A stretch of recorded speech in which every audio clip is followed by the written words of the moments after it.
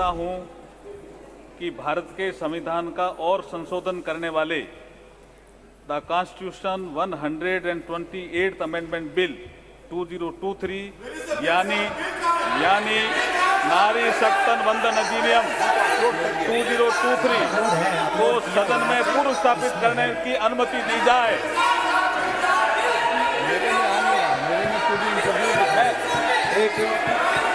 मैं बोलना भी चाहता हूं सर।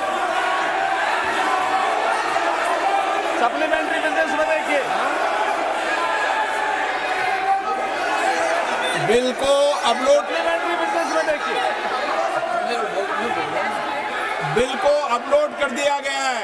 नई टेक्नोलॉजी है संसद की, और नई टेक्नोलॉजी में आप इसमें देख ले, अपलोडेड भी है, बिल अपलोडेड कर दिया है, अपलोडेड भी है। अध्यक्ष जी, मैं कुछ बोलना चाहता हूँ। अध्यक्ष जी, नई टेक्नोलॉजी है संसद में, आप इसको चलाइए। इसमें बिल लोड कर दिया गया है। आप बिल अपलोडेड भी है। मैं बोलना चाहता हूँ अध्यक्ष जी, कुछ बोलना चाहता हूँ। अध्यक्ष जी, जो सदस्य इसके पक्ष में हाँ गए,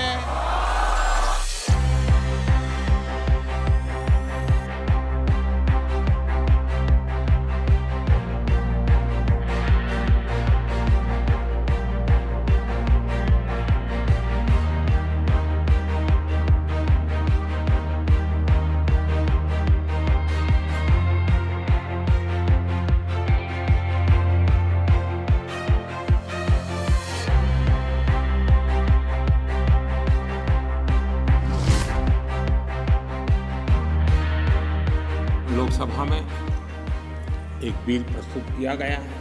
वहाँ पर चर्चा होने के बाद यहाँ भी आएगा।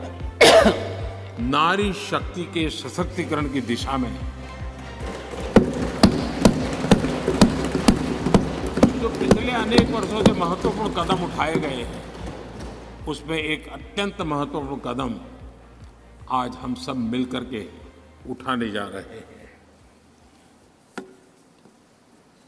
सरकार का प्रयास रहा ईज ऑफ लिविंग का, क्वालिटी ऑफ लाइफ का। और जब ease of living, quality of life की बात करते हैं तो उसकी पहली हकदार हमारी बहनें होती हैं, हमारी नारी होती है, क्योंकि उसी को सब चीज़ें झेलनी पड़ती हैं। और इसलिए हमारी प्रयास रहा है और राष्ट्र निर्माण की उनकी भूमिका बढ़े, ये भी हमारी उतनी ही जिम्मेवारी है। अनेक नए नए सेक्टर्स हैं जिसमें महिलाओं की शक्ति, महिलाओं की भागीदारी निरंतर सुनिश्चित की जा रही है। माइनिंग में बहनें काम कर सके, निर्णय आज भारत के प्रधानमंत्री जी, भारत के पहले प्रधानमंत्री जी बहुत लंबित भाषण 2-3 आज उनके हो गए।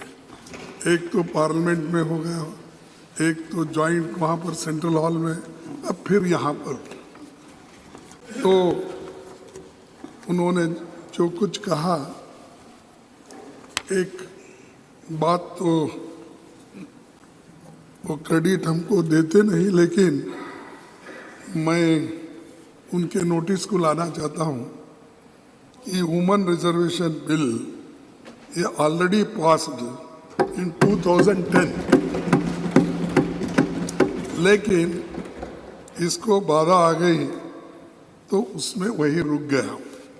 लेकिन ये पहले थोड़ा बैकवर्ड क्लासेस को रिजर्वेशन देने की बात थी। शेड्यूल कास्ट तो इजी था उनका, क्योंकि उनको ऑलरेडी कॉन्स्टिट्यूशनल रिजर्वेशन रहने की वजह से 1/3 इजीली उसमें आता था। लेकिन बैकवर्ड क्लासेस और उनको इसमें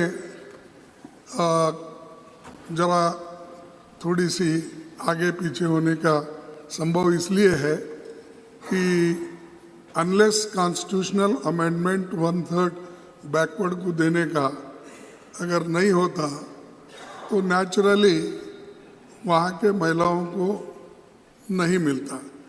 और अगर आप नहीं करेंगे तो सिर्फ उन बैकवर्ड क्लासेस को अन्याय होगा।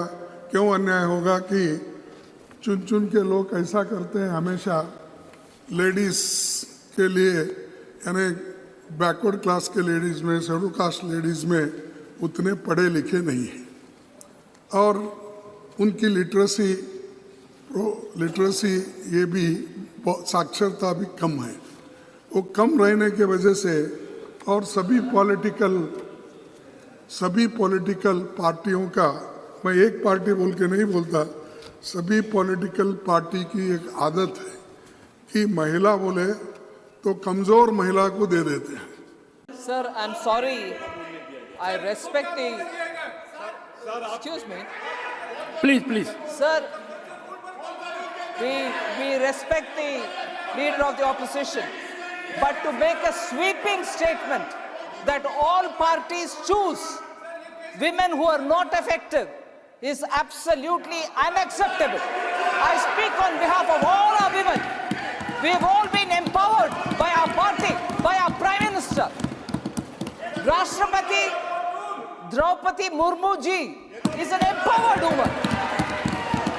Every MP of my party is an empowered woman. To make a sweeping statement, it might represent their party, although it had women presidents for their party. In spite of that, they can't have women who are empowered. But I object to him making a sweeping generalization of all parties. Leader of the opposition, please. ये पिछड़ी हुए महिलाओं को, schedule caste महिलाओं को ऐसा मौका नहीं मिलता जैसा इनको मिल रहा है, ये हम बोल रहे हैं। इसीलिए राष्ट्रपति जी कौन है? Once again, let her respond. Please.